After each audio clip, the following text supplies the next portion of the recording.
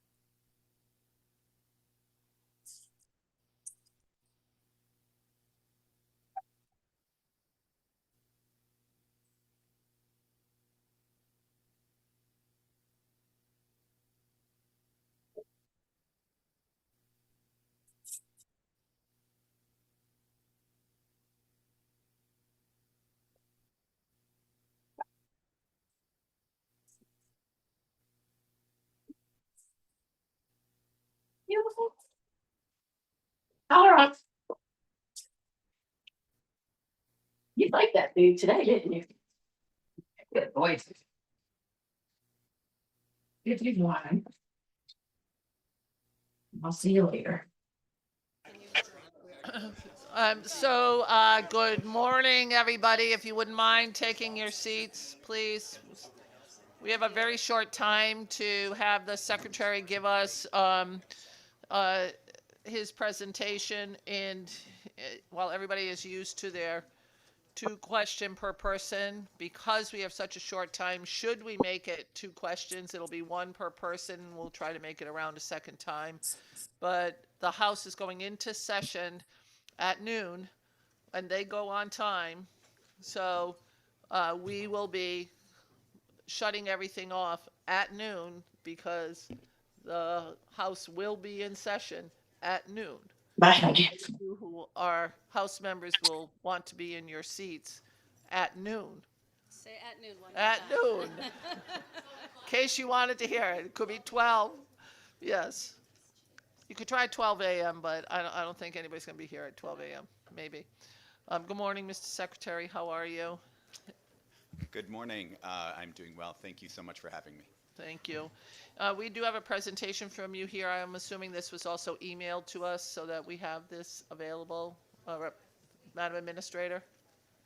It's coming. Thank you. Very good. So then that can go out to everybody. So that takes care of that number 1 question. Do we have the presentation? Representative Nuccio, any comments? Thank you, Madam Chair. No, I appreciated the heads up on this, and I look forward to everybody hearing it and going from there. Thank you. I know that Representative Walker is coming, and so is, here she is. Any comments? Thank you. Senator Summers, I don't see you online. I know she'll be online or coming. Okay. We're going to, I didn't hear what you said. What's the matter, Greg? Are these screens in front of us going to turn on? They should be turned on. They are not. So the presentation's behind you, but not in front of us. All right. CTN people here? Anybody want to, We got CTM people? somebody to turn on the presentation?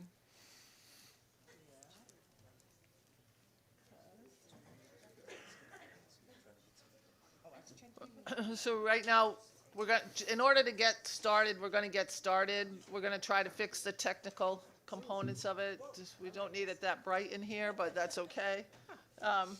So, Madam Administrator, if you'll just work on that, we're going to start. Okay. Mr. Secretary, the floor is yours if you want to start moving forward because we have such a compressed time frame. All right. Thank you, Madam Chairwoman, and thank you to all the members of the Appropriations Committee. I'm excited to be here to present Governor Lamont's proposed fiscal year 27 budget adjustments. I'm going to try to be relatively efficient and hopefully leave some time for questions so we can dive into that. So I will go ahead and dive in. Governor Lamont is proposing a series of strategic investments focused on education, workforce development, and cost of living relief. These proposals aim to strengthen the programs that matter to residents, ensure continued fiscal responsibility, and position Connecticut for sustained growth in a rapidly changing economy.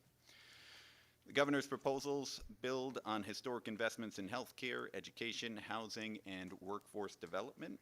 They continue the state's commitment to affordability, opportunity, and long-term economic resilience. The proposed budget adjustments maintain fiscal discipline while making targeted, meaningful improvements, ensuring that Connecticut remains a place where families thrive and businesses grow.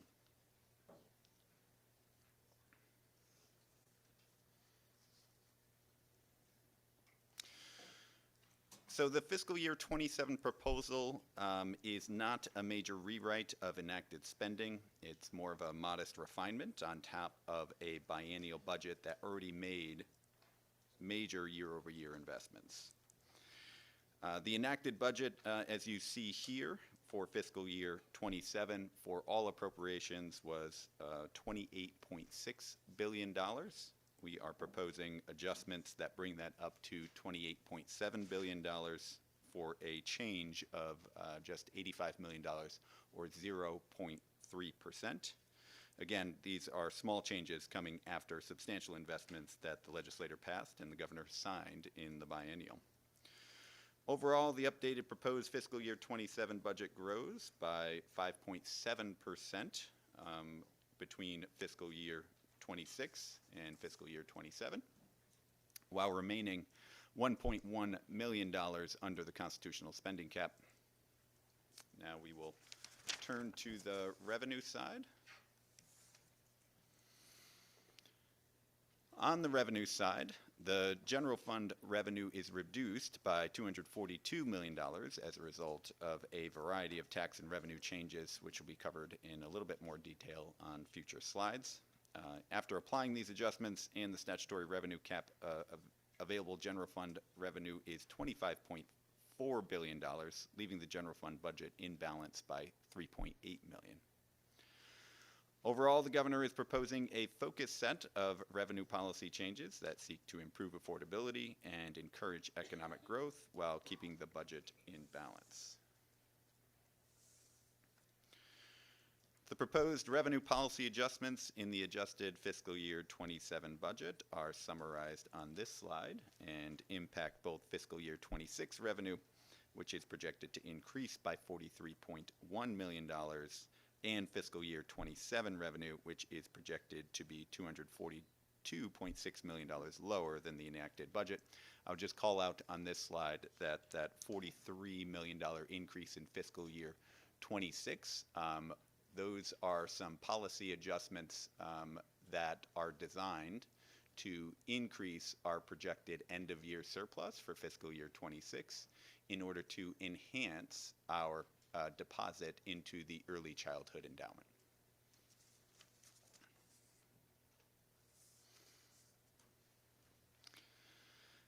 Diving into the specific revenue policy changes, I'll start by highlighting the governor's proposal to provide broad-based tax relief to working class and middle-income residents and families by providing a tax rebate in the amount of $200 per individual tax filer and $400 for joint filers. These payments seek to provide meaningful relief in the face of a spike in energy costs as the state is experiencing one of the coldest winters in decades. The rebates are to be funded with excess volatile revenue that continues to outperform expectations as a result of a continued rising stock market. This rebate projects to be paid to over 1.6 million taxpayers, benefiting more than 2.2 million Connecticut residents.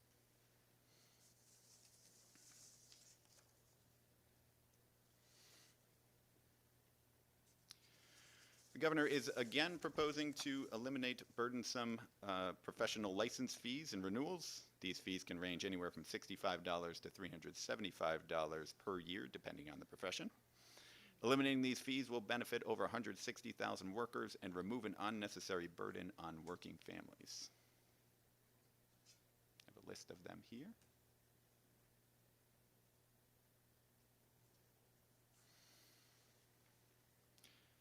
The enacted biennial budget included a provision to increase hospital taxes by $375 million in fiscal year 2027.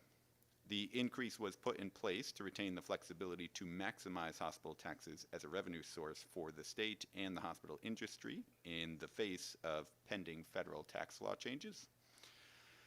It turned out that the final language in H.R. 1 did not include any of the hold harmless provisions that were anticipated, and instead actually placed greater restrictions on the state's ability to use hospital taxes to generate revenue for hospitals through Medicaid.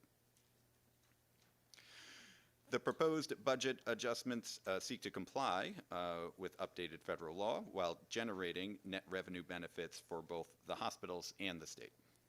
It does this by increasing the hospital tax from fiscal year 26 to fiscal year 27 by $100 million and increasing supplemental payments to hospitals by $140 million, resulting in a net revenue gain for all hospitals of $40 million. In addition, the $140 million in supplemental payments leverages a federal match, which provides a net revenue benefit to the state of $53 million.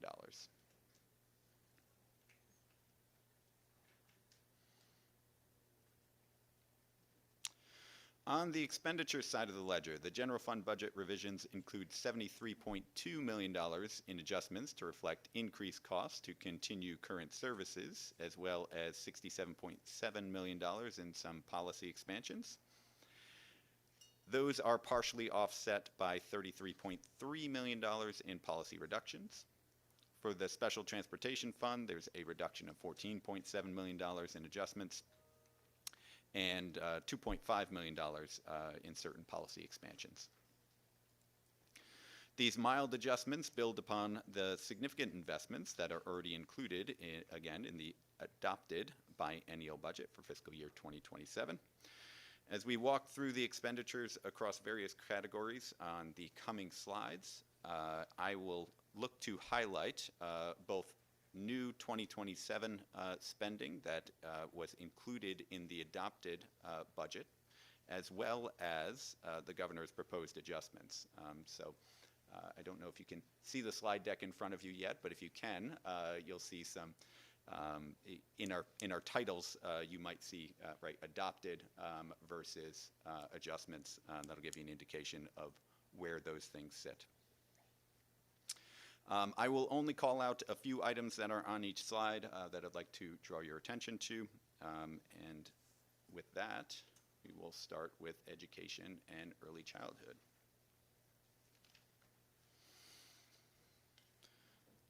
So the biennium budget includes $80 million in new funding for special education, as well as new targeted programs to enhance student performance. I will call out for this committee that $80 million right, began in the start of the biennial budget. So in 26, it's not a $80 million increase from 26 to 27, but it was a substantial increase over the biennium. So I did want to highlight it. Building upon these investments, the governor is proposing to add funding to provide universal free breakfast to ensure all students can start the day with a full meal, no questions asked. Dollars are provided to expand the number of districts with access to school-based mental health services, a COVID-era pilot that resulted in meaningful reductions in behavioral health incidents, suspensions, and expulsions in districts as varied as Norwalk and Killingly. Governor is also proposing to combat lagging reading scores by introducing a statewide network of literacy coaches. This is based on a successful program that was initially launched in Mississippi. After that state had fully implemented this program, they are now showing the highest reading scores when adjusted for demographic factors, a significant improvement for that state. Moreover, the success of the program has been replicable in other states where it's been tried. The governor is also proposing to continue to support teacher apprenticeship programs, which support individuals looking to make the transition to teaching from other careers. Since the governor's first inauguration and in partnership with the legislature, there has been a commitment to expanding resources for education. A plan to steadily increase the education cost-sharing grant to fully fund the existing formula was achieved 2 years early, reaching the goal in fiscal year 26 rather than 28. At the same time, in the last 5 years, the state-supported special education funding has almost doubled.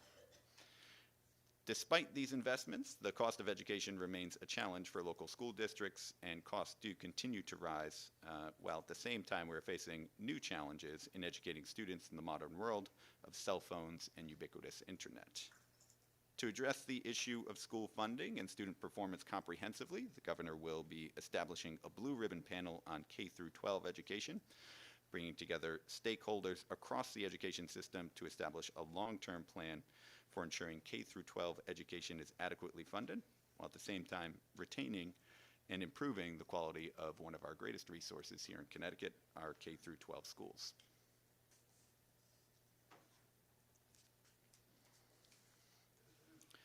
For our technical high school system, we are recommending adding funds for 36 additional paraeducator positions to address rising special education needs that have been primarily outsourced.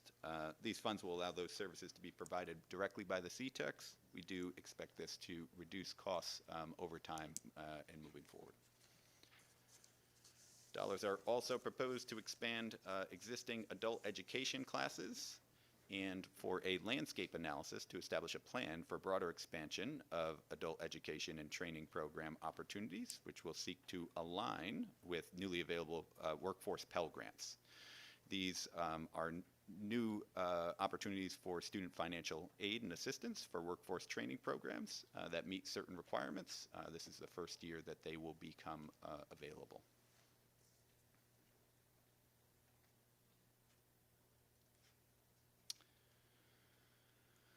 Early childhood has been a shared focus of the governor and the legislator in recent years. Large expansions in funding have been made to improve the overall system through higher reimbursement rates and wages for child care workers and expansions in child care and preschool slots. The governor is proposing to further expand upon these investments with additional funds designed to tier birth to 3 rates, increasing reimbursement for birth to 3 workers with higher levels of credentials. This will help to resolve an existing workforce retention challenge for higher credential providers within the program.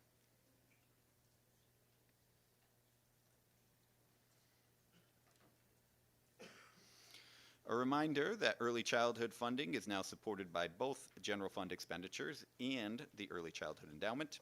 This is an innovative funding mechanism that will provide long-term sustained support for our early childhood system. These are some of the planned expenditures and programs that will be funded through that endowment in the coming year.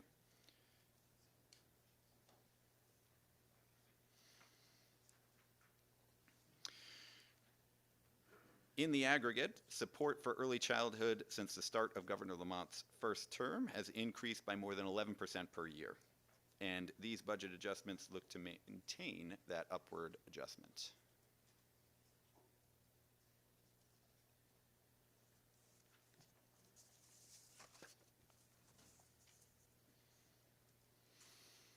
In higher education, the underlying biennial budget meaningfully increased state support for our institutions of higher education with over $200 million in additional block grant funding when comparing it to the prior biennium. The budget also directly supports students.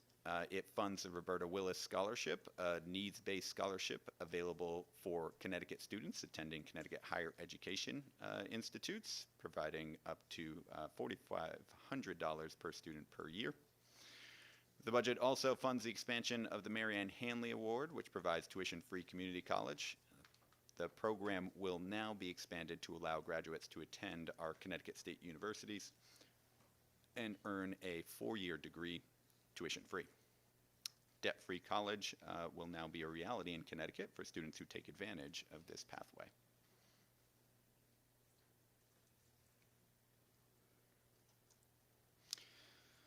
In Health and Human Services, the adopted fiscal year 27 budget provides substantial funding to shore up our social service network by providing much needed rate and wage increases for service providers across the health and human services spectrum. For example, the budget provides $45 million to begin to address under-reimbursement in Medicaid in key areas like specialty care, adult behavioral health services, and increasing funding to our community health centers. Building upon the underlying budget, the proposed budget adjustments are requesting the funding of 50 new frontline positions at the Department of Social Services to address increased eligibility requirements that are coming as a result of the passage of H.R. 1. Lastly, I wanted to highlight the proposed phase-in of the federally required changes to nursing home reimbursements through Medicaid. Federal government is requiring that Medicaid reimbursement levels be determined based upon patient risk level as determined through diagnosis codes rather than the services nursing homes provide to each resident. This change projects to reduce state costs by $24 million when fully implemented. However, we have some real concerns that applying these reductions all at once will result in some real financial instability for our nursing home system. So in order to avoid that outcome, the budget adjustments include a $13.1 million offset to the savings to step down reimbursement rates over a 3-year period. The net savings for fiscal year 2027 is still over $9 million.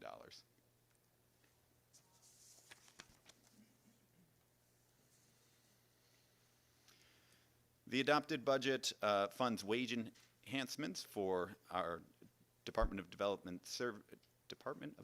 Services group home providers, projected to cost $66 million in fiscal year 27. In addition, the proposed adjustments would extend the group home rate increases to the intermediate care facilities in Medicaid.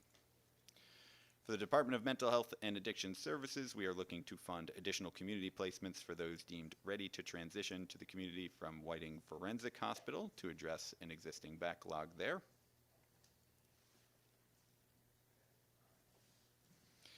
In the area of public health, the governor is proposing to fund an adult influenza vaccine pilot program. This program would allow residents who are uninsured or underinsured to access no-cost flu vaccines, reducing the spread of the flu and the costs associated with treatment. The proposed adjustments also support increased costs faced by the state laboratory to perform newborn screenings.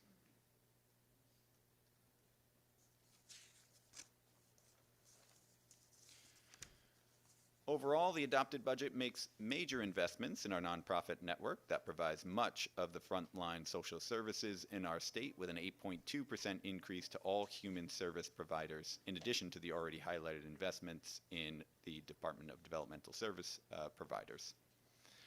To further enhance the capacity of nonprofits, the governor is proposing to establish a nonprofit advisory board in statute. This board would seek to work across nonprofits and our various social service agencies to identify opportunities to reduce administrative burdens for nonprofits, share best practices, and address the changing social service landscape in the face of federal eligibility changes that are coming related to our SNAP and Medicaid programs.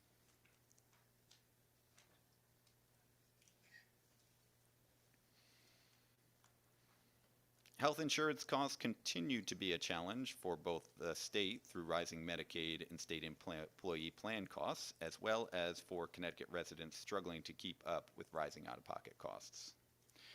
Healthcare affordability is a particularly acute issue in the face of enhanced Medicaid eligibility requirements and reduced federal subsidies on the Access Health Exchange.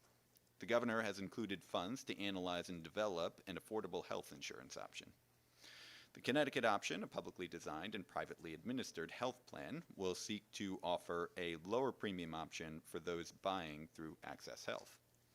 In addition, the governor is looking to encourage small employers to contribute toward employee health care coverage costs by offering a new tax credit of up to $1,000 per employee to match employer contributions to an individual coverage health reimbursement arrangement. Employees can use these funds to purchase coverage on the Access Health Exchange. Similarly, the governor is supporting legislation that would create portable health benefit accounts that would allow companies like Uber and DoorDash to contribute funds for health care for their drivers without the risk of establishing an employee-employer relationship. This is based on a successful pilot in Pennsylvania, which saw a meaningful expansion in benefit access for those engaged in the pilot as a result of company contributions.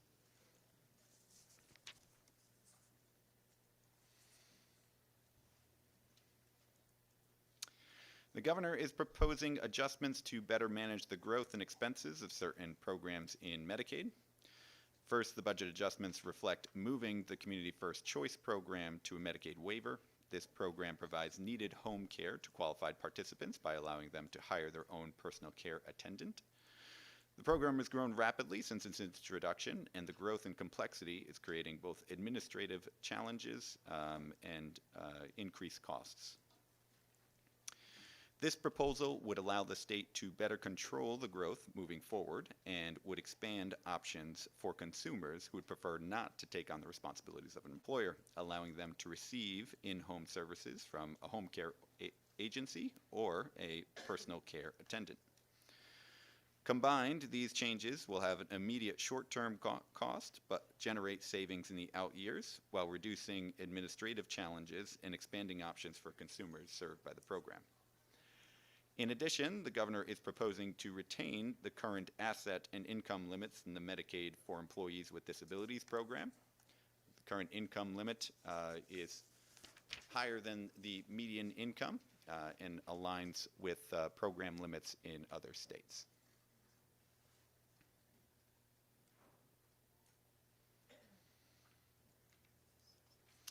Managing healthcare costs and quality extends to our justice-involved populations as well. The governor's budget adjustments include funding to continue cross-sectional analysis and planning to identify opportunities to improve healthcare quality and outcomes for our incarcerated populations at the Department of Corrections, and provides funding at the Department of Social Services and the Department of Corrections, as well as the judicial branch, to provide enhanced case management and services to youth in the care and custody of the state. This will be in compliance with new federal Medicaid mandates that are coming into place.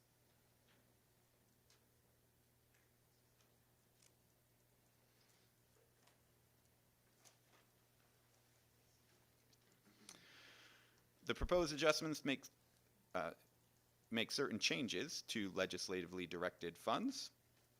First, to make them easier to track, funds are moved out of agency other expense line items and put into various grant accounts under each agency.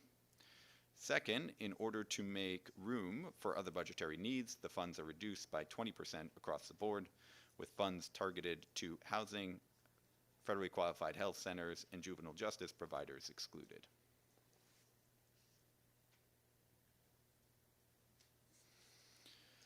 To better align health-related programmatic and policy functions across state government, the governor is proposing to move the functions currently housed at the Office of Health Strategy to agencies that are performing similar and aligned functions. This adjustment will provide long-term efficiencies and avoid duplicative efforts. The governor is also proposing a corresponding adjustment to our certificate of need process to focus reviews on areas of greatest impact, like change of ownerships.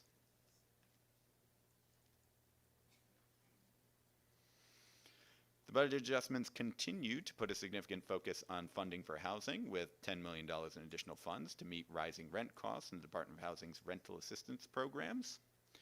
We're also looking to add new positions at the Department of Housing to administer the requirements of the new housing bill passed this fall. And finally, the governor is looking to introduce a new pilot to engage homeless youth with housing resources to reduce chronic absenteeism.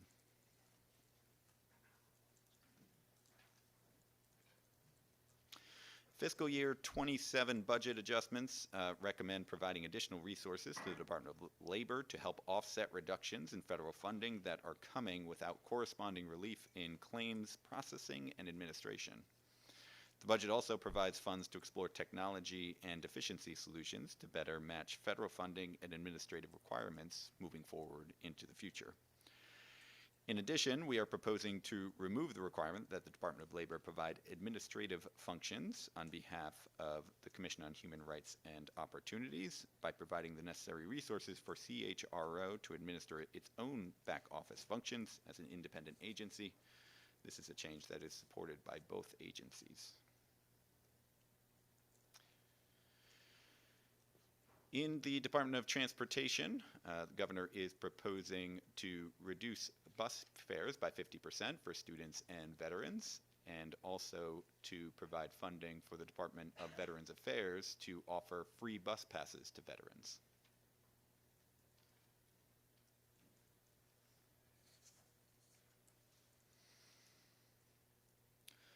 For the Department of Emergency Services, funding is provided for a new 10-year contract to modernize equipment and processes, including technologies that will speed reporting and enable improved video preparation for Freedom of Information Act requests and speed their public release.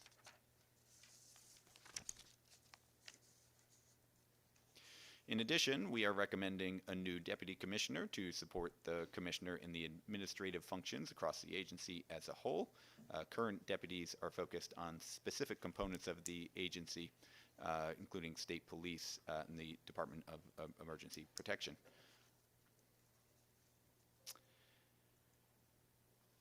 At our Department of Energy and Environmental Protection, we are requesting to add 3 new positions for implementation of the release-based cleanup program and spill cost recovery. We are also looking to fund a Bear Aware public service campaign.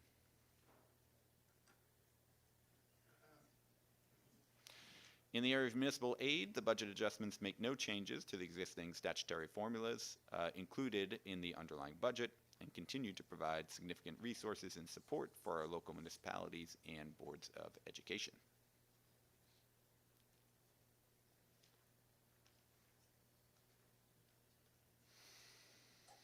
On the capital budget side, the fiscal year 27 budget included $5.7 billion in new authorizations across transportation, education, economic development, infrastructure, and housing.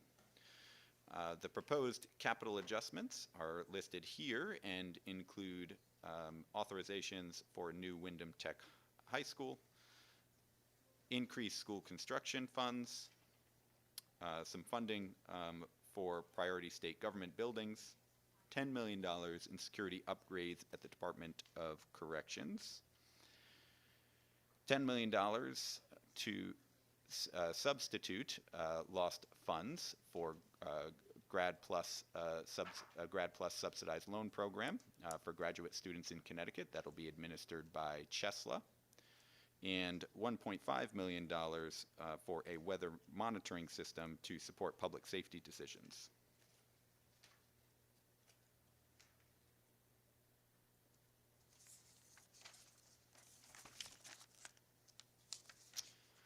In conclusion, the budget proposal is balanced and complies with all constitutional and statutory fiscal guardrails and requirements. As a result of the state's commitment to fiscal responsibility, the state is positioned to respond to actions at the federal level while still providing meaningful tax rebates.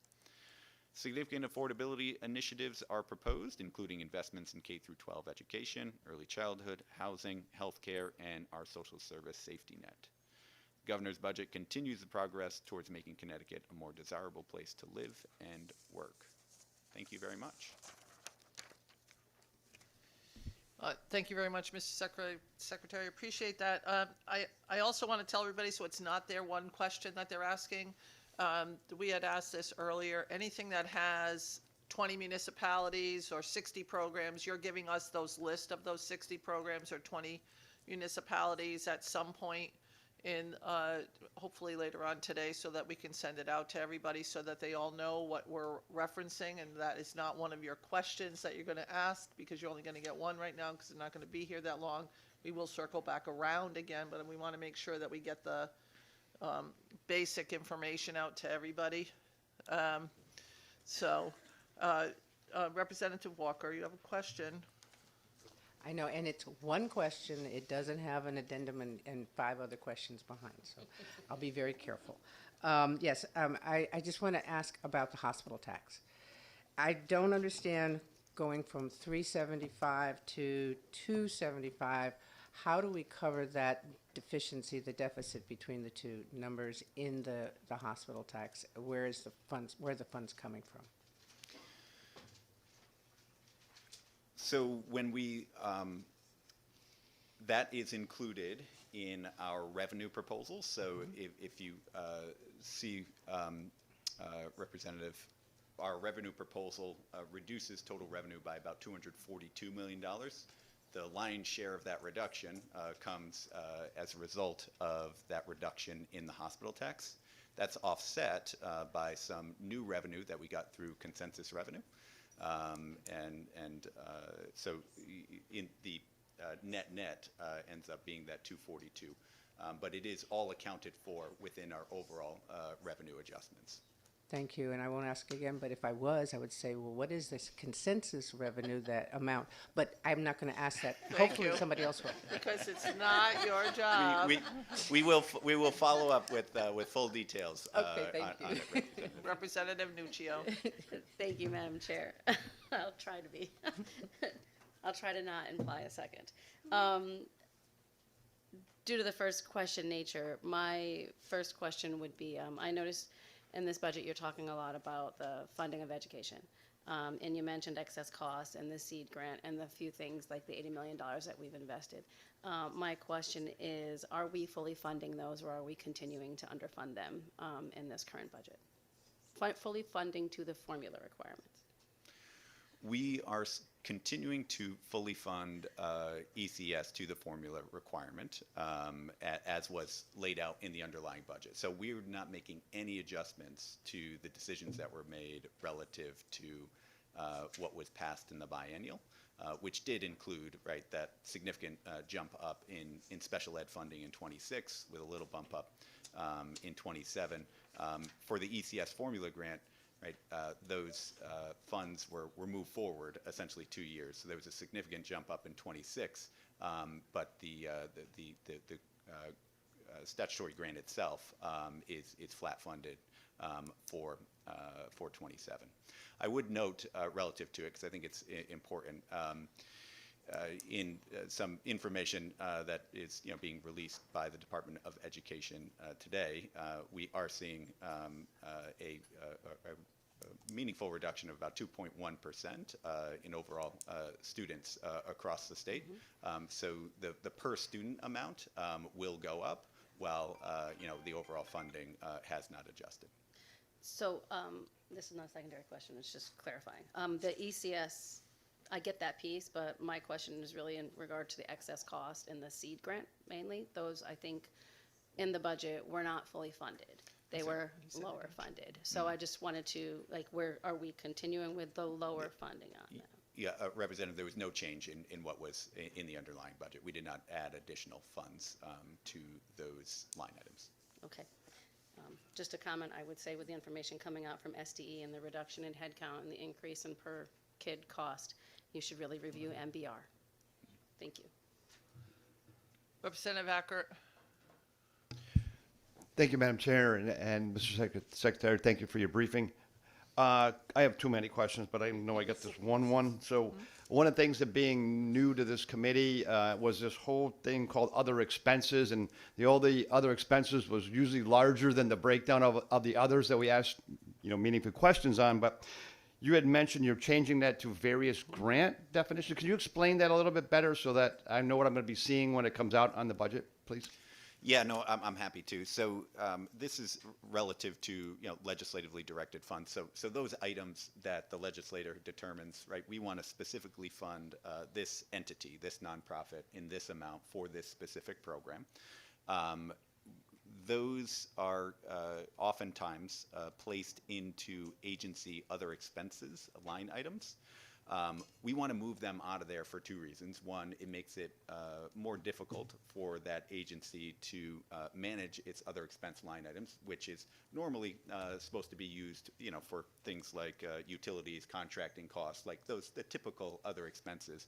And this is really a programmatic cost that's now been wrapped up into there. And so in order to make it more clear what is other expenses and what's an actual legislative priority that's been included in the budget, we are going to move any of those funds that are currently in other expenses over to an account that would be called various grants. In certain instances, there are agencies that do already have various grants accounts, and they are funded through that, but it's not consistent throughout the budget. We're trying to create some consistency. It'll also be a little bit more transparent as to, what are those items we are trying to fund specifically and directly through the budget.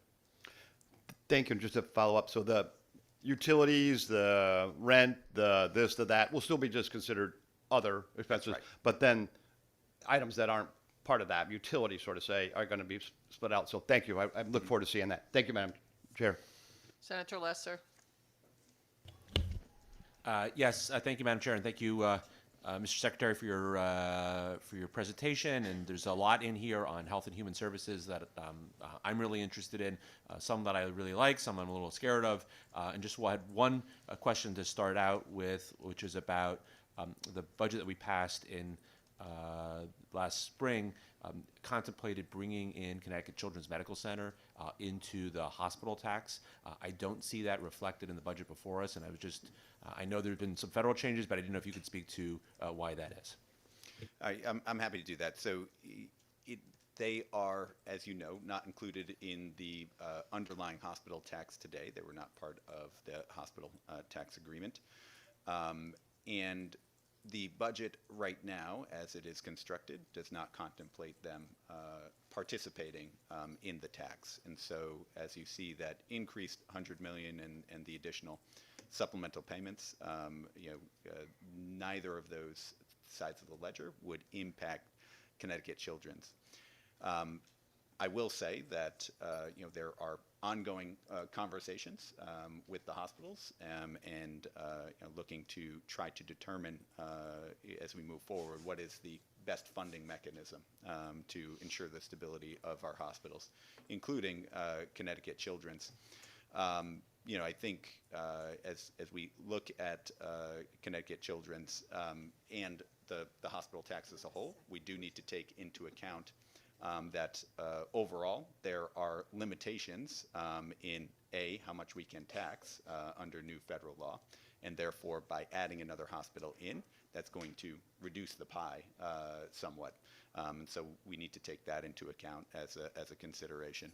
And then there's also limitations on how much we can then push back out in supplemental payments, and that limitation is both relative to the upper payment limit but when you add another hospital in, you have more room under the upper payment limit. And I apologize, I know Senator Lesser knows what I'm talking about, and others may not. But the other piece that becomes challenging is the spending cap. So as we enhance the funds that we spend through Medicaid supplemental payments, those hit the spending cap, and that creates additional challenges as well. So I think all of those things need to be considered as we figure out, right, what is the best way.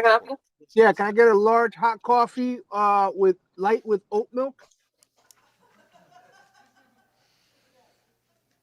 That was Representative Rosario. He's now muted. Don't worry, everybody. Thank you, Madam Chair. All set, Matt? And If I could get more questions, I'll take them, but I don't think you'll let me do that, Madam Chair. not yet. Representative Dathan. Thank you so much for your presentation, and nice to meet you. Wanted to check in about some of the increasing cost in the fringe benefits. We have increases of about, I guess, 12-15% in employee health services account and also the retired state employee services account. And I know there was an adjustment based on amounts going through the higher ed system. It talks about changes in accounting method as one of that, and I'd like to understand that. And then also some of the recent activity, because the governor talked yesterday about savings in those accounts. So I was a bit surprised to see such a high number. So there are two pieces. The piece about accounting has to do with the alternate retirement plan. and how that those funds are accounted for, whether they are seen as revenue or an offset of expenditures. They've been bouncing back and forth. Whenever we make a change, it's both a change to revenue and the expenditure side, so it's a net zero. It actually doesn't impact anybody's retirement or what's being paid, but it does need to be reflected as we make changes to the accounting method and how it's So it's not operated. a cash change, you're There's saying no- it's, It's to align with the actual practice of how the sorry, I'm a comptro- CPA, so I'm No, just it's all asking the perfect. question. No, thank you. But no, it's trying to align with the actual practice of what is happening at the comptroller's office when they're accounting for those alternative retirement plan contributions.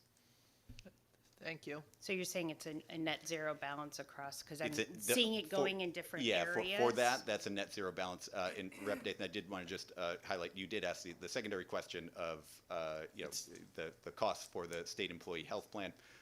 Those are rising, right? We are seeing increases or projected increases in the premiums that we expect for next year.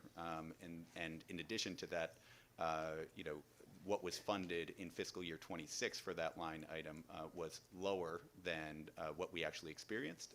And so there's additional funds put in to make up for that deficiency. Got it. Thank you so much. Senator Kushner. Good morning. It's good to see you there, Secretary. I first want to say I really appreciate the additional funds that I see allocated to the Department of Labor. Last year we had the bill and it got incorporated into the budget to increase the wage and hour inspectors, and that was a big concern because of backlog. And so, I'll be looking at that again to see if we're going to really address the need that is in that area. But since then, we've had a huge increase in constituent concerns about UI and the ability to get callbacks from the contact center. So I appreciate seeing the additional positions there and also the $2 million to replace the federal losses. I am still concerned, that's an area we're going to want to explore more, because I am concerned still that that might not be enough to really address the problems that we're having with folks that are on unemployment and getting callbacks and being able to address adjudication of disputes really quickly, since people are so dependent on that money. But I appreciate the starting point here and wanted to let you know that's an area we'll want to explore more. Thank you. Thank you, Senator. And I would just highlight, it's certainly a concern for me as well coming into this role, and I've been working with the commissioner and talking regularly about opportunities. And just to put one more issue out there, right? The department does continue to see additional reductions in federal support, which is making a challenging situation even more challenging. So it is something we're going to have to keep an eye on. Absolutely. Even as recently as this week, as I Yeah, understand that's right. it. So, that is a huge concern, and one that, hopefully we would understand is an emergency. Thank you. I just am making an all points bulletin announcement that next Wednesday on February 11th from 12 to 5, there's a blood drive going on for all of you before you all leave to go to your respective other meetings. I just wanted to make sure everybody knows that we are having a blood drive here in the building in Capitol Room 310 from 12 to 5 for all of you who have extra blood to give out. So there you go. Senator Flexer. Thank you, Madam Chair. Good morning, Secretary Wojcik. Good morning. Given the limitations of our conversation today, I actually won't be asking much of a question, but I just wanted to take this opportunity to congratulate you. In the few weeks that you've been on the job, I've heard nothing but great things, and I know you're going to do a wonderful job in this role. You are the pride of Killingley High School and the University of Connecticut, and I'm just really thrilled to see you here today and in this position, and just so happy that our state has such a smart and kind person in this very critical role, in this very critical time for our state, and best of luck to you in the weeks moving forward. And we'll have time to disagree about some of the numbers in this document another day. Thank you so much, Senator. For folks who don't know, May is my senator. In my It's going to cost you. yeah. Representative Haddad. Good morning, Secretary Wojcik. I also just want to say how pleased I am to be sitting across the table with you. We've known each other for a long time, since working together, I think, starting about 30 years ago with the Senate Democrats. And I appreciate the opportunity more than anything to sort of have a constructive conversation about the appropriate level of funding in an area of the budget that I'm deeply concerned about, which is post-secondary, public post-secondary education. I look forward to having that conversation with you. I think there is a robust debate that we can have about whether or not, in fact, our supports have been increasing or decreasing for public higher education in Connecticut, and know that we can have a constructive conversation about that moving forward. I do have one question, and that is about what many people are sort of anticipating might be a series of collective bargaining agreements that might arrive sometime this year in front of the legislature, and how we treat those collective bargaining agreements in the post-secondary sort of field.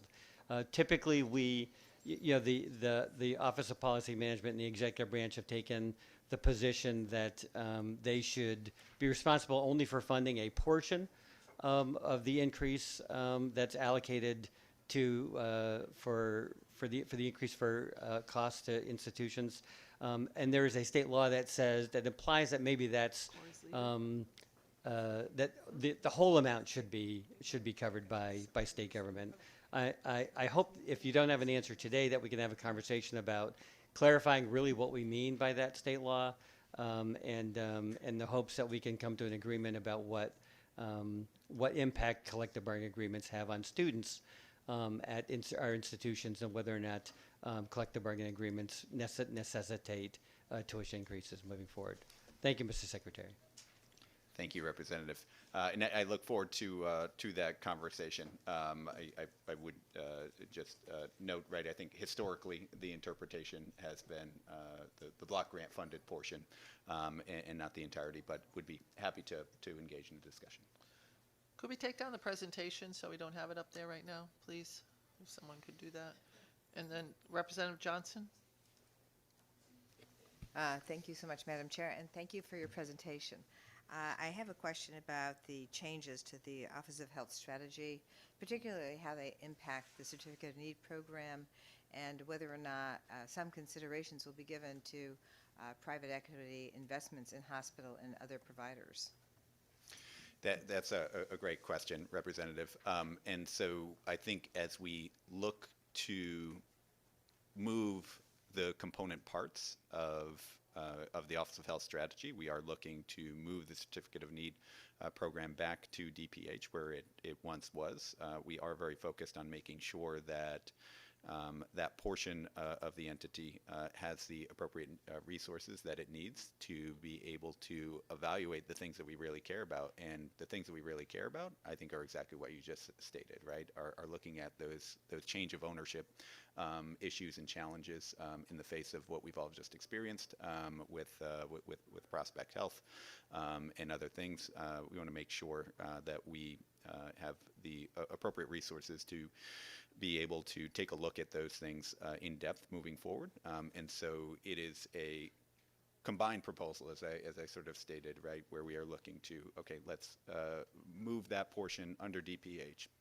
Let's make sure it's appropriately resourced, and then let's also, change our Certificate of Need statutes so that those resources are going to be more focused on those issues that we care about, and maybe less focused on, a new radiology suite, which, generally is going to get approved anyway, and, but we go through a big process around. Thank you so much for that answer. Thank you, Madam Chair. Thank you. So in your capital budget, there was a pie that was laid out, and certain things get funded. And we also talked about the UConn budget.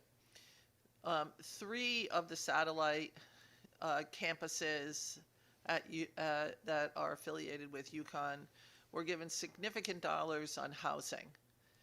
That was not the case in Avery Point, which is experiencing a $13 million deficit year over year over year, because we have made a policy decision to not put housing in Avery Point and not put additional majors there.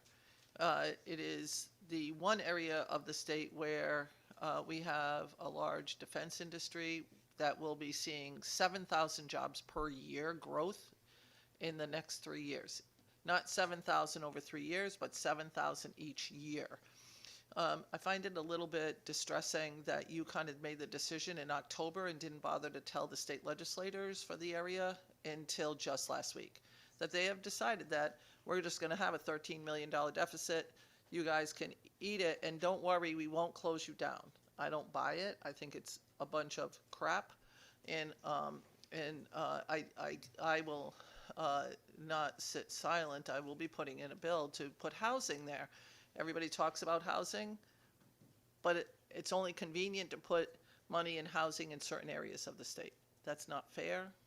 It's taking away a significant part of higher education in Eastern Connecticut, and I just want to put that on the record. For the second time, Representative Walker. Thank you. Thank you, Madam Chair. My next question is going to be about childcare. Childcare, we know the importance. I don't even have to go there. But the concern is how we talk about childcare in the budget, in the presentation. There are multiple levels of childcare. The most important level, I mean, raising salaries is very important, but getting the certificates to the people that need them, especially now with all the other guidelines that are coming down. We need to see a clear understanding of the dollars that are coming out of the trust fund. I know the trust fund is locked in, but there are some revenues that could be applicable to certificate, the Care for Kids certificate. We haven't addressed that since last spring. I talked to you about it. This is huge for so many people. Once the budget came out, that was one of the second, after the hospitals came childcare. So that's saying that people are nervous about how are they going to achieve childcare certificates so that they can go to work. You can't answer it right now because there's so much, but I need to have a breakdown of taking the trust fund and what we have. Where are we going to get some squeeze room so that we can issue more of that? So I look forward to that information. Thank you, Madam Chair. Thank you, Representative Gonzalez for the first time, followed by Representative Nuccio for the second time. Thank you, Madam Chair, and thank you for your presentation. My question is about childcare. If a person is qualified, and let's say that the state will say they will pay $500 a month because that's what they pay. They pay monthly. But then the parent, the portion that belongs to that the parents have to pay, let's say it's $200. So when the parents go and apply and do all the paperwork, now the daycare is forcing the parents, and they are telling them, you have to pay the whole amount of $500. The parent is supposed to pay only $200 a month, but now they are being forced to pay $200 a week. So at the end of the month, the parent is paying $800 when the state is paying only $500. Now, and then the excuse is, well, we can wait for the state to pay, which that is very ridiculous. If we're doing this because we want to help the parents, and we want to be sure that parents are working and the state is helping, because yesterday the governor was saying that it was the best program. So if you see what's going on, it's not the best of the program, because they are forcing the parents to pay $800 a month when in reality the state is paying $500 a month. So my question is, what can we do to fix this? Because instead of maybe paying directly to the daycare, pay to the parents. So the parents is not obligated to pay $800 a month, when in reality, they have to pay only 200. So we're not helping here. This is not the best program anyway if it is working this way. So how can we help here, the parents, so they can, I got parents in my community, $500, $800 a month, that's a salary for some parents in my community. So how they going to be able to survive? And how the state is saying, we're doing the best we can, when in reality, parents are struggling out there, and they can't pay $800 a month. So I was thinking about this, and I was saying, how can we fix this? How can, instead of sending the money to daycare, how we can pay the parents, send the check directly to them, and let them pay if that's the only way. Now, when a parent complains, oh, we'll give you some credit. Give me some credit. Listen, I'm struggling right here, and you telling me that you're going to give me credit. When you going to reimburse that money? It's not going to happen, because that money, it'll stay there, when these parents, they need the money to survive. So my question is, how can we resolve this problem? Because we're struggling, right now, we're not helping in a way. We're not helping. Because at the end of the day, the state will pay $500, and the parents is gonna pay $800. So tell me how the state is helping.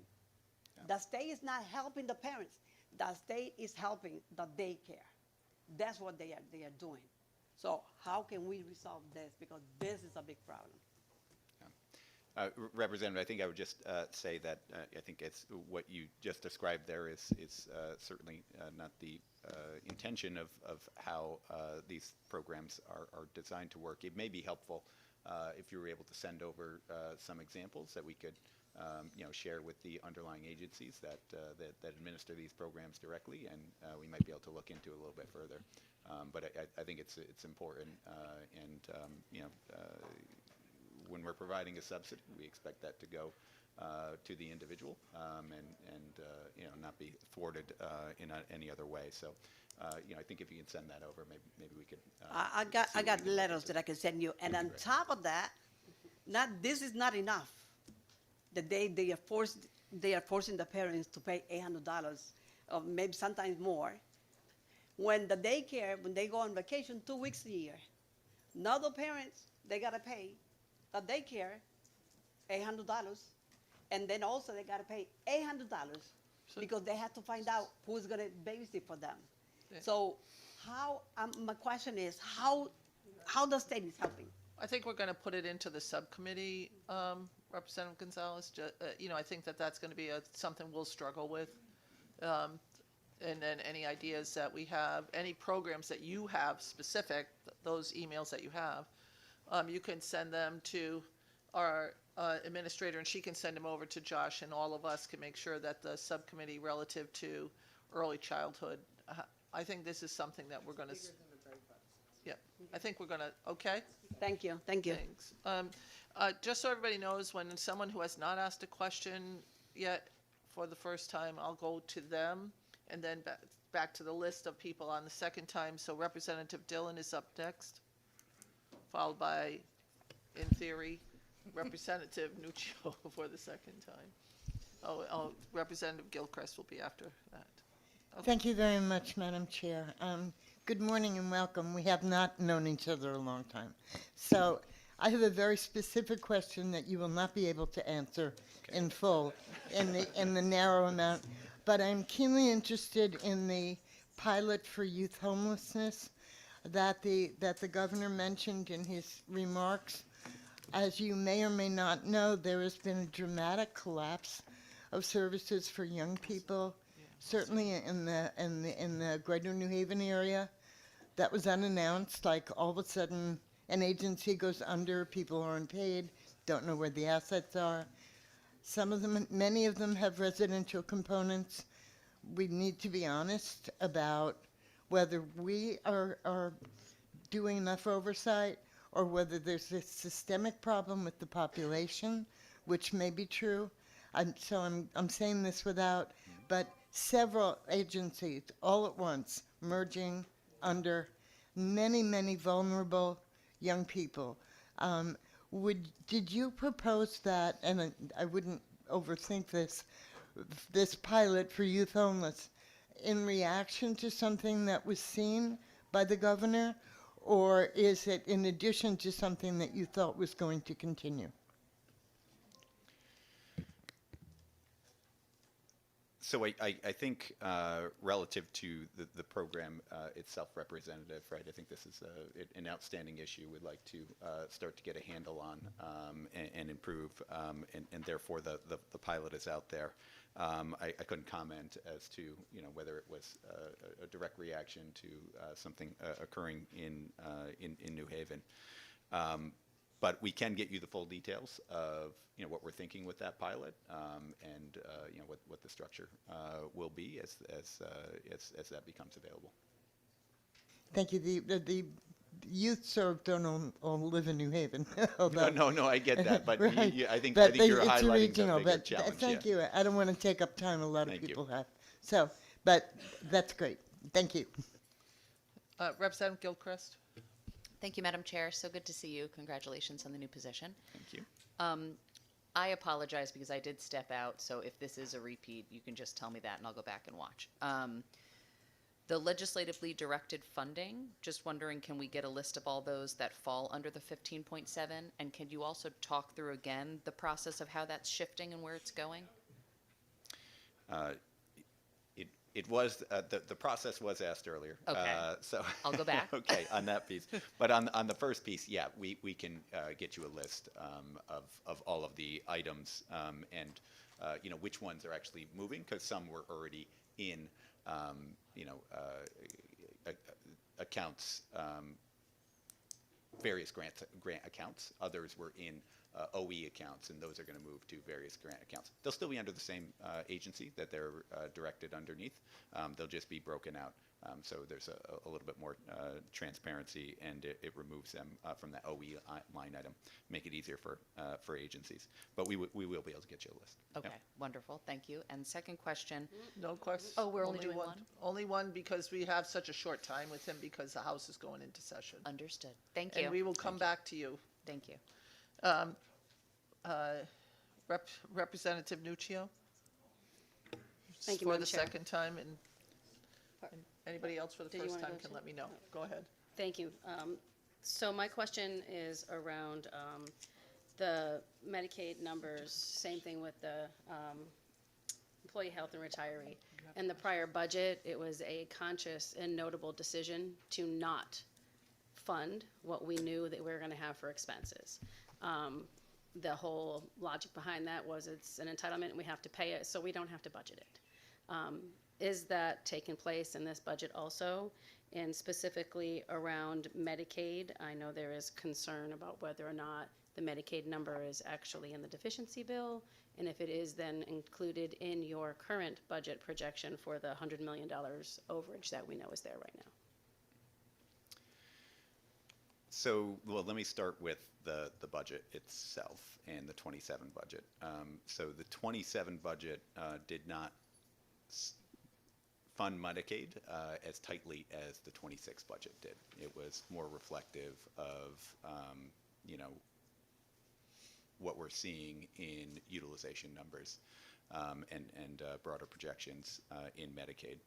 And so as we look at the number that we are providing in this budget, we think it's a reasonable projection for 27, even though right in 26 we do have a deficiency, as you just highlighted.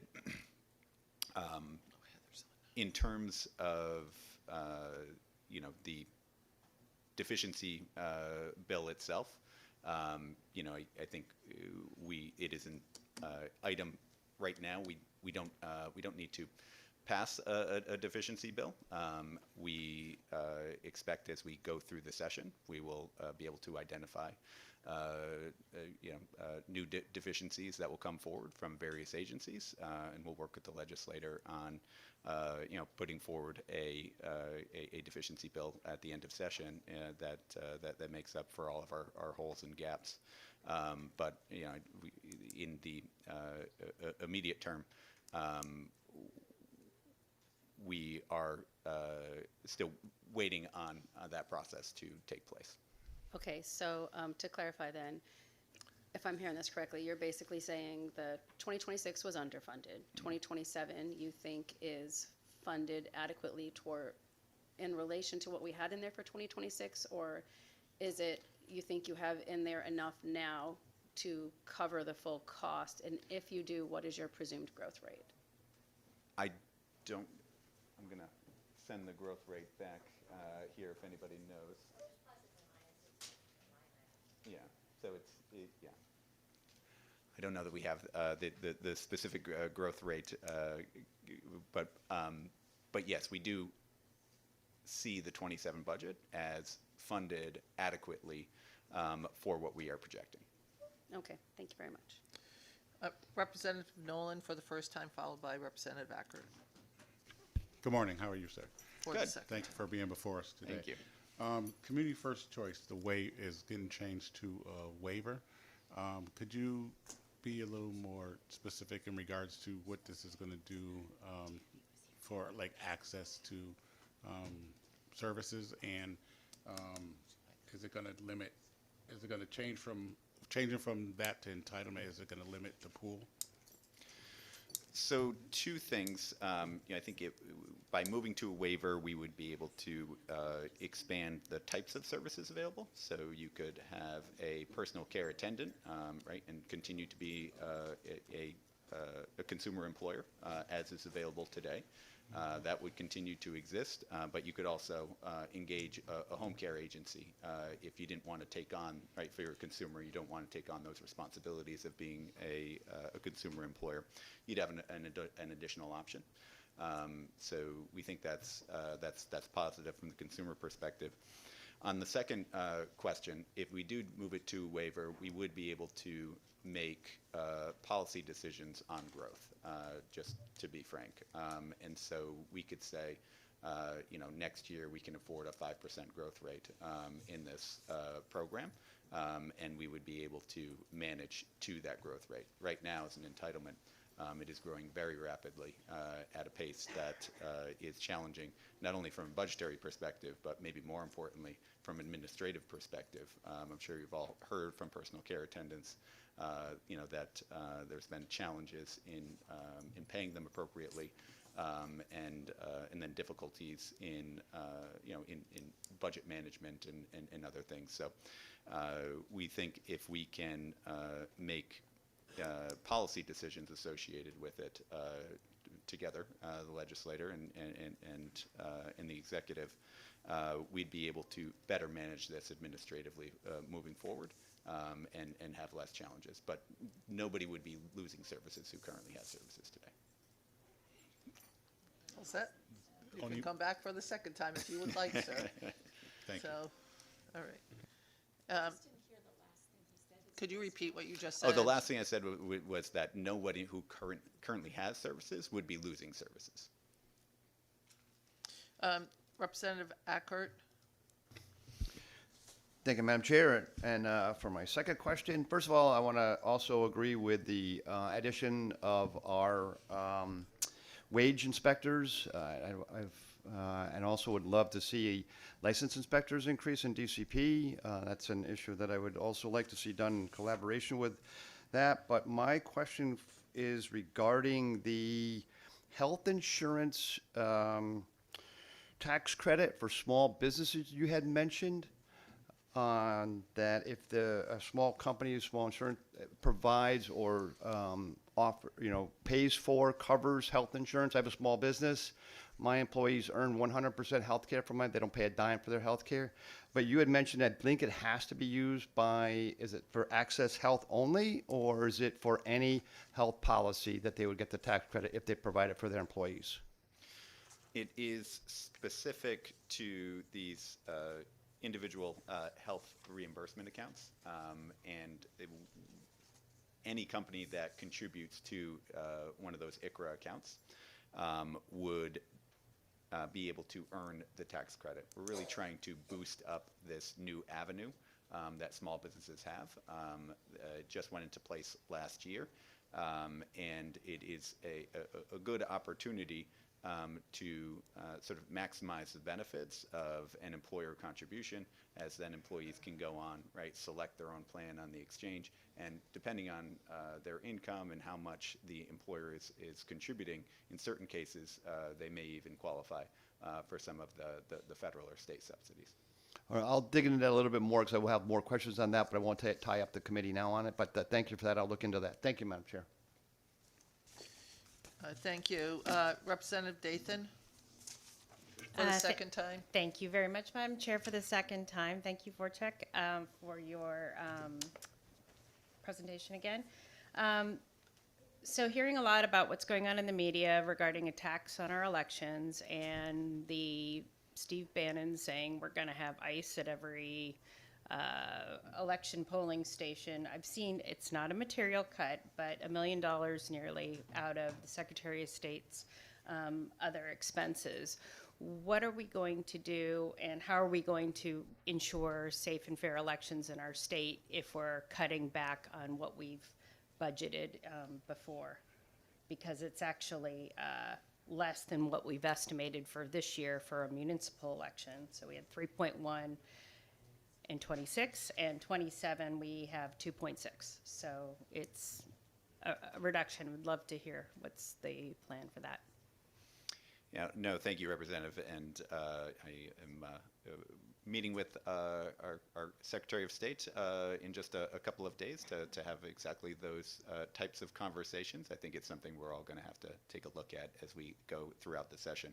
The adjustment that you saw there really had to do with a line item that was funded but didn't have a directive associated with it. And so it was adjusted as the team was looking at updating current services. There wasn't a policy decision associated with it. We weren't trying to cut or reduce existing services or what their capabilities are. But I think you raise a broader good point, right, of something we're going to have to keep an eye on and figure out what are the resources that are needed as we go through the broader budget process. Great. Thank you so much. Thank you, Madam Chair. Representative Johnson? Thank you, Madam Chair, and thank you for all your work. I have a question about the temporary assistance for needy families, the $21 million reduction. As you know, it's a block grant that comes from the federal government. We receive approximately $250 million in that area, and I'm wondering, for years and years we were underfunding it, so practically no one ever used it because they wouldn't even be able to work at a low minimum wage job and still qualify for that. Then we increased it from 21 months to 34 months and increase the amount of money. But still, I'm wondering why you would reduce it when it's maybe one of the ways to stop people from becoming homeless. And that's a huge situation. In my district, we have 3 shelters for homelessness. One, the Holy Family Shelter, which is always packed, and the Domestic Violence Shelter is always packed. And we have a No Free Shelter, which has become Project Hope, which is a year-round shelter. So this, to me, is kind of odd, and I wonder why. And if you can give me, I'd be glad to meet with you and discuss it further. But whatever you can tell me now that we can follow up on later, I'd be glad to hear. Thank you, Madam Chair. Yeah, and thank you, Representative. This is not one that I have off the top of my head. I'm going to see if it's a re-estimate. Yeah. Okay. So it's not a policy adjustment. It's looking forward at current utilization and the drawdown of those funds. That's what we estimate the cost will be for that program moving forward. No changes in policy. Good. We'll talk later. Thank you so much. Okay. Thank you. Myself, for the second time, relative to the Children's Medical Center, I don't see them as being a part of the hospital tax, although that would help stabilize them. Is there a different mechanism that we're looking to stabilize the Children's Medical Center? There is nothing additional built into the underlying budget in terms of additional direct support, but I do think that this is an area, Senator, we're going to have to keep an eye on as we go through session in terms of their financial needs and capacity moving forward. But right now, in the underlying budget, you are correct, they are not included in the hospital tax as they are not also today. Thank you. Representative Nolan? Just a follow-up on the question I asked earlier. I was wondering if the waiting list that would possibly come with what we're trying to change up, and how would we be working on not making that waiting list as long as some of our other waiting lists? Would we appropriately put the changes needed to make sure that it's very limited, or can you elaborate on that? Yeah, so I think, Representative, I think this would be a scenario that we would look to work with the legislator, look to work with interested parties, yourself included, on determining what is the appropriate funding amount each year relative to the needs of the population, and being able to figure that out and being able to plan on a move forward basis. The way I will say this, the way it's constructed right now. If we move to a waiver, that wouldn't happen until sometime later in fiscal year 27. There would be initial caps in 27, so I would imagine there could be some folks who would have otherwise received services that may be on a waiting list. But I think we can follow up and give you a little bit more information in terms of the timing, projections, et cetera, relative to what we have in 27. And then this would be a budget item that we'd have to consider moving forward on an ongoing basis. Thank you very much. Representative Delaney for the first time. Oh, my question's already been asked. Thank you, Madam Chair. You're all set? Yes. Woohoo! Senator Lesser for the second time. Thank you, Madam Chair, for the second time. And just wanted to see if you could speak a little bit more to the governor's proposal to dismember the Office of Health Strategy. I know a portion of that office is set to come under your purview in OPM. One of the questions we've asked looking at the benchmarking process is the compliance by healthcare entities. Some are complying, some are not fully complying. I'm curious about OPM's teeth, or in sort of your vision for what that office will look like going forward.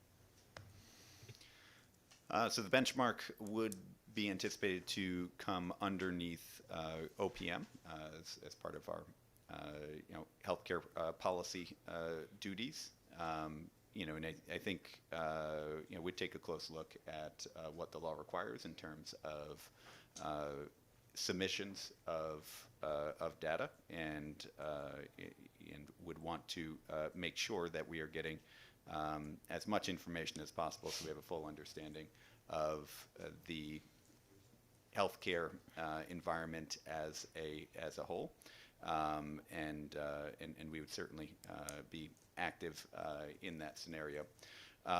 I do think it's important as we think about the benchmark moving forward and contemplating how we utilize that and how we do it, and I'll just sort of state this piece sort of outright, and how we utilize it in sort of partnership with our provider community, our health insurance community, et cetera, in trying to identify ways that we can improve on cost growth in a way that kind of has us all rowing in the same direction.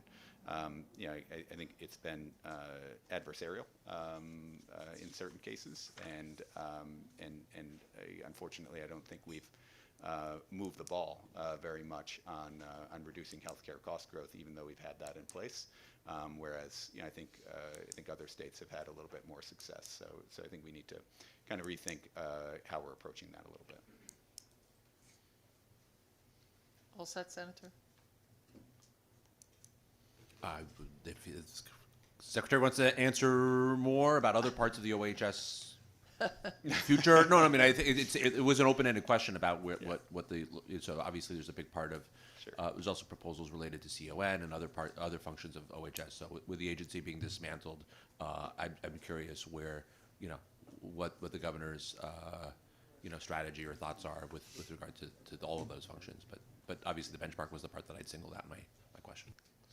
Thank you. So I'm checking to see if anybody has any other questions for the second time. I know that many of the House members are going to be starting to field themselves over into the chamber.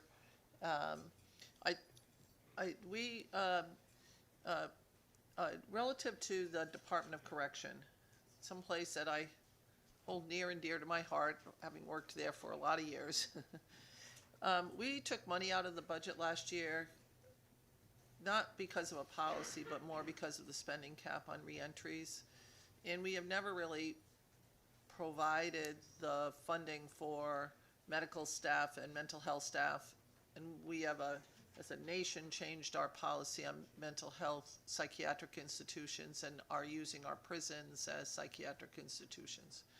Are we going to see increased staffing in the Department of Corrections and funding for reentry so that we're not having a log jam relative to people leaving the department and a place to go to establish themselves once they get out? So we don't have direct policy adjustments in the underlying budget that we proposed over and above, Senator, what was passed in legislative session for specific policy positions outside of additional positions for that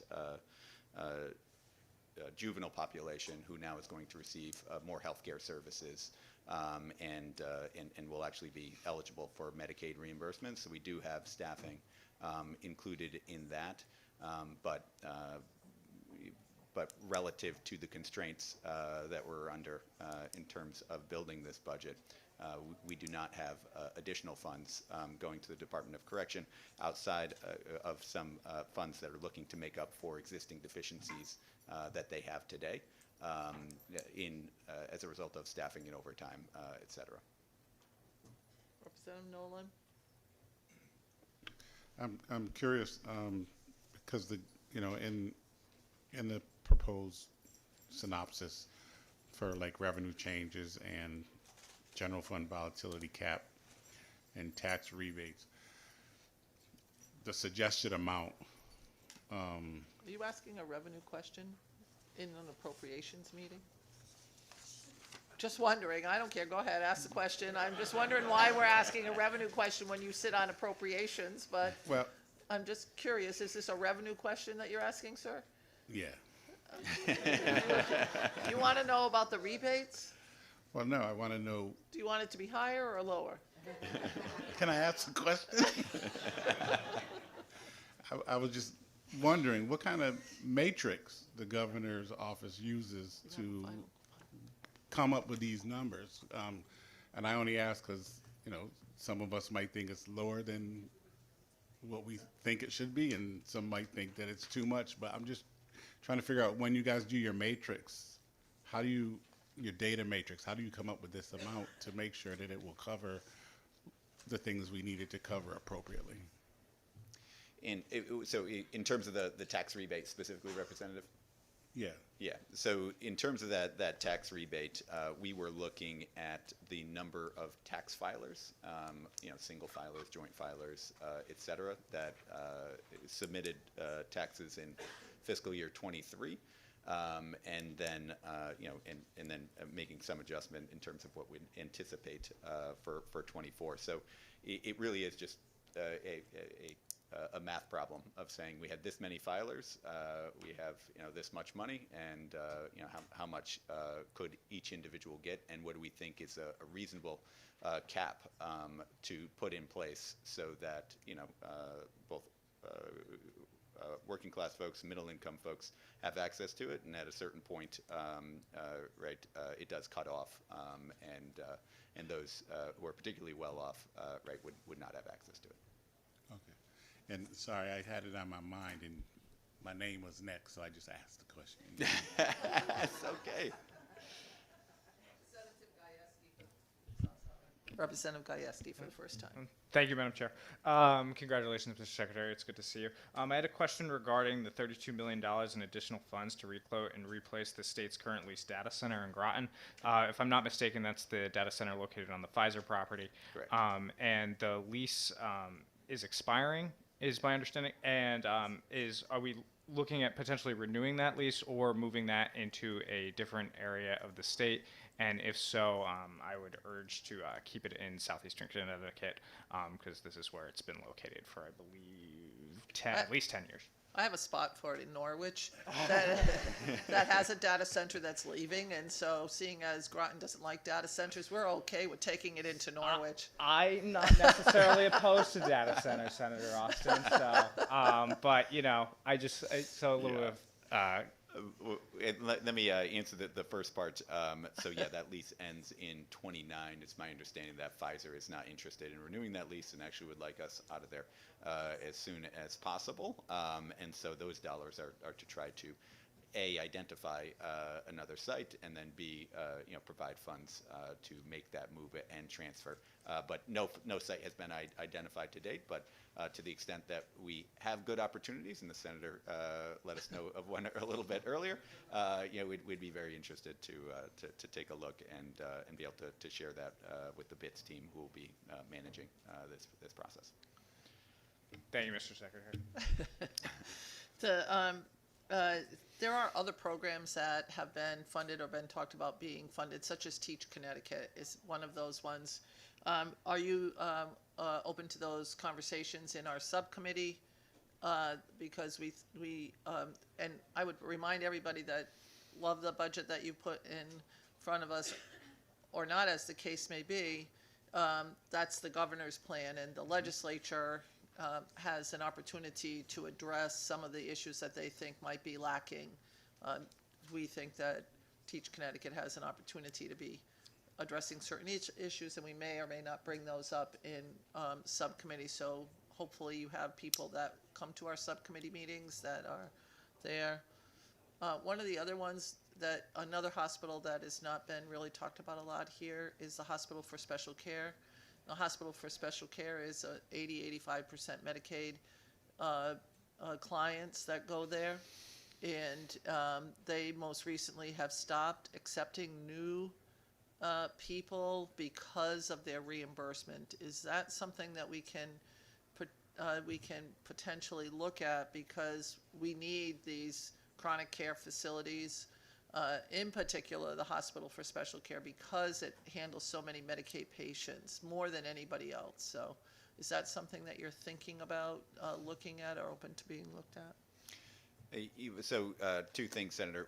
One, on the Hospital Special Care is an issue that I just heard about a couple of days ago, and yes, very open to having discussions and trying to figure out what might need to happen there. And then secondly, on your first point, of course, we are always happy to engage with the legislator on their priorities, right? We listed out, the governor's priorities here. There are certain ones that are higher on our list than others of things that, right, we would absolutely need and want to see in the final budget, and then obviously, we want to work with you on your priorities as well, and come up with something that moves the state forward overall. Thank you. Senator Winfield for the first time. Thank you, Madam Chair. This is to the question that Senator Austin asked, not this go Louder, around. Gary, we can't hear you. Sorry about that. Can you hear me better now? Yes. Yeah, this is to the question Senator Austin asked a little while back about the prisons and some of the things happening there with reentry, and maybe a little more broadly than that. The answer that, and it's good to see you, Mr. Secretary, the answer you gave is an answer we often get on what's happening in our prison system or around our prison system. And I don't know where to fit this into what we do, but that answer seems to always pertain. And I am trying to figure out, how do we get to actually providing an answer to that question that moves us forward in a way that is useful to the folks in the prison and folks who are affected by people who come out of the prison. So I guess it's not just about this budget. Constraints are recognize them, but they don't obviate our responsibility. And so I'm trying to just figure out where in our conversations we actually talk about this in a way that the constraints are not the first thing that we talk about, and we actually figure out what the answer is. And I recognize you probably don't have an answer right now. I guess what I'm suggesting is folks like yourself, myself, and Senator Austin at some point need to get together outside of a forum like this and figure out how we actually intend to move our prisons forward, because if the constraints are always going to be a problem on this issue, they will always be a problem. Senator, I really want to thank you for actually highlighting that and bringing it back up. And, you know, I want to sort of present my response a little bit differently. You know, this is a concern for the administration. You can see that we put in dollars associated with providing some analysis and trying to get to the bottom of, you know, what does a medical system in our for our incarcerated population look like that is going to improve quality and outcomes. You know, something I didn't realize but was informed of recently, and it really kind of brings home the broader point. You know, it's obviously a transitory system, right? You have about 5,000 folks going into our Department of Corrections system each year, and about 5,000 folks coming out. And so, you know, I think we really need to be thinking about, you know, how we maintain sort of the health and quality and outcomes of that population, both while they are incarcerated, but as we plan to transition them, or as they plan to transition back into the community, so they have the resources that we need. So all that is to say is that, you know, I think we are very open to engaging in deeper conversations around how do we restructure this, how do we make it, you know, result in the, you know, improved outcomes that we'd all like to see. I think we'd all be better off if we can make progress on that front. But I do think it's important for us to have a plan so that, you know, we can think about, okay, what does this look like? What are the dollars that are needed? And then kind of strategically plan around that. You know, I think my initial answer was more of a relative to the question of, you know, do we have those dollars in place today in this budget? And, you know, obviously the answer to that is no, but we need to figure out, you know, how we structure that moving forward and how we improve the situation. And I just want to thank you, Mr. Secretary and Madam Chair, for giving me an opportunity. I just want to be clear. I'm not taking a swipe at the administration. I mean, I think everybody knows at this point, if I were, you'd be clear about that. But I do think it's important to have the conversation in a way that really hasn't happened yet. So I thank you for that answer. Thank you. Senator Summers for the first time. Yes, thank you, Madam Chair. I just like to make my remarks align them with Senator Winfield. I have had repeated bills in on reforming the healthcare system from a public health perspective in the legislature that have not been able to get across the finish line or really even get off the ground because of funding issues. So I would love to be part of that conversation with Senator Winfield and Senator Austin. I think I have some creative solutions that we could really utilize. Thank you. Thank you, Senator. Thank you. So anybody have any other questions? Representative Johnson? Thank you, Madam Chair. And just to follow up on the TANF question, where did the $21 million go? Did it go to DCF? Because a lot of the homeless people end up in DCF. And so I'm wondering if that's the analysis. And if you could just give me the data on what's going on in that area, I'd really appreciate it.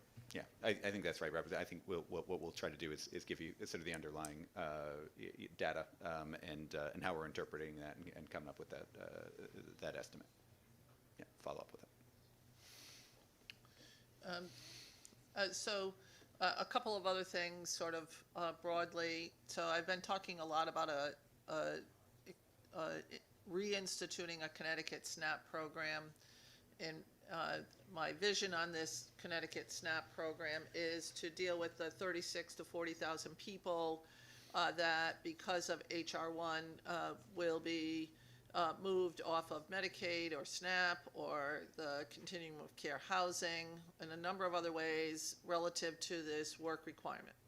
And I'm not opposed to people getting jobs, but I think that without a bridge with a job program akin to what the Department of Developmental Services uses with its folks that are identified as an IQ 69 or under, could be utilized. I think it's a mistake to just throw people off and think that they're going to be okay.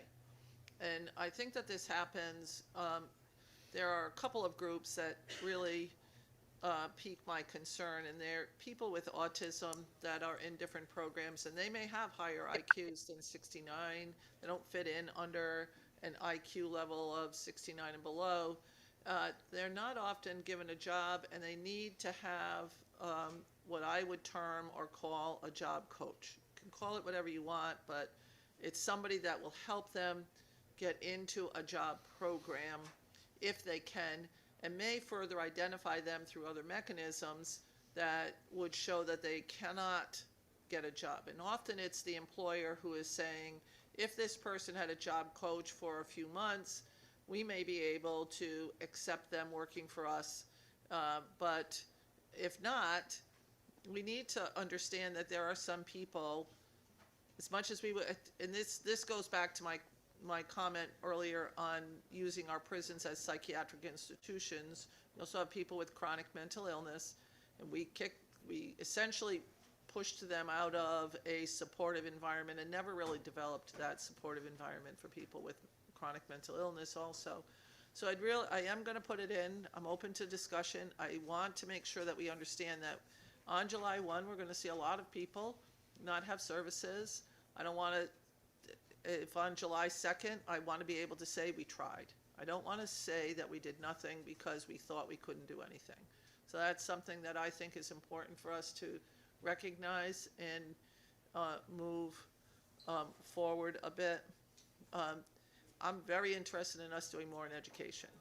And I think many of our colleagues are very interested in doing more with education. Whether we see an increase in the foundation amount, I personally would like to see us cover the excess cost above the 4.5 times. Not all of excess cost, but above the 4.5 times. Right now, we prorate what we can cover. I'd like to see us cover everything above 4.5 times in every single educational system. I think it's another $40 million is about where I think it would round out to be. Yes, we've done some work, but it's one thing when we have people, every single community tells me we have the best special education system, so people come to our particular town, but we identify these children or not, as the case may be, because of the money that we have to spend, not because of the need that they have. And in our prison system, we find children who come into prison. I think they're children when they're 16. I don't know. I may be wrong, but I look at them as children, and they come in and they're being identified with both mostly dyslexia and autism again. And we're saying that, and I believe they weren't previously identified because the school system said we can't afford this. But we've allowed people to become incarcerated because we are not identifying their special education needs, because they're told they're stupid or they're not understanding things, they're not paying attention. I would rather identify them early and make sure that we're giving them every opportunity to never end up incarcerated, and that we're not putting undue pressure on schools to not give them the coverage that they need. So that's something that I think in many ways we should call excess, above the excess cost 4.5 times, an entitlement program, and cover it. Just cover it and stop trying to figure out do we need to put in 5 million more? Do we need to put in 100 million more? What is that delta going to be? I think that that's something that we should be paying attention to. And because I don't often get to say all of these things all at once, we have a program that is funded by the Mashantucket Mohegan Pequot Fund. Money that we get from two of our largest businesses in the state. And under Governor Weicker, that money was parsed out on a per capita grant, and it was about $139 million. And by today's terms, if we fully funded it, it would be $142 million. I say this because every year we try to figure out which municipality we're going to give $5 million here or $8 million there. If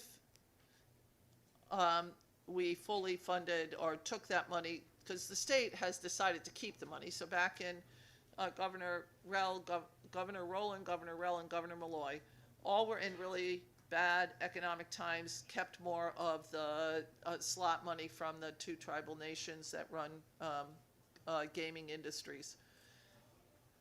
But that was never the intention of the funding. And even though we have gotten back to a better fiscal time frame, we are still holding on to those dollars and trying to figure out who is going to be a winner in giving them a little bit of extra money. I think we should go back and recalculate that. I spent the summer recalculating that, updating the formula. I would really like us to pay attention to it because we're not funding our municipalities. And when a municipality like Bridgeport, who used to get almost 7 million more of Pequot funding, we say, well, we're going to give you a gift.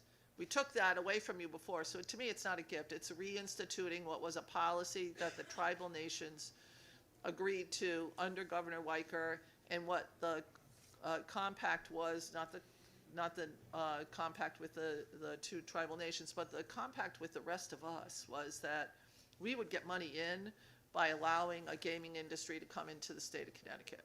And we're ignoring that compact and shorting municipalities money each and every year.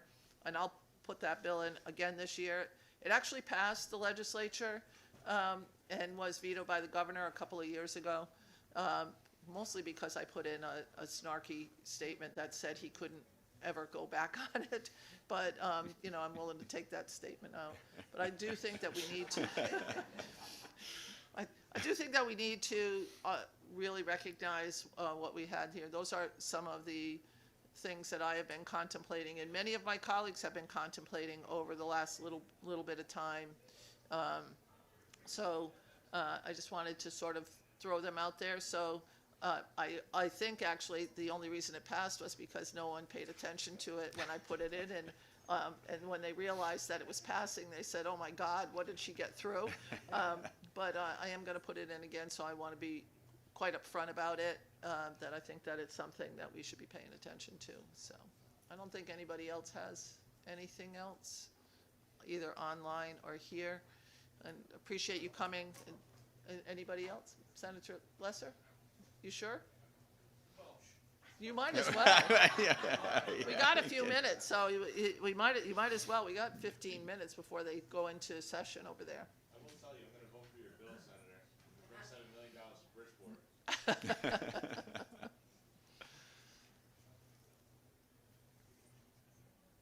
Go ahead, Matt. Anything? Okay. Anyways, thank you very much for coming and speaking to us. We really appreciate the presentation, and we will appreciate having forward conversations. Thank you.